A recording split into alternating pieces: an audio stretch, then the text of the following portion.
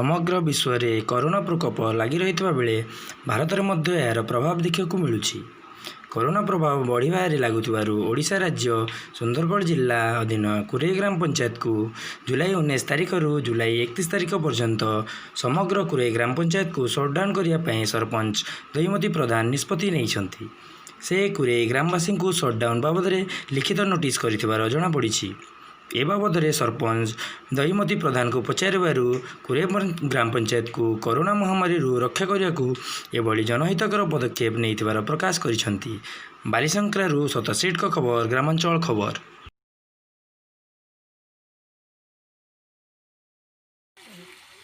हाँ मैडम कुरे पंचायत के आप सटडाउन कर कहीं कहतु आम पूरे ग्राम पंचायत हितपाई आम दुकान बजार जहाँ भी अच्छे समस्त के सटडाउन करवा आम 31 रु 19 रु 31 तक जाए बंद रहे।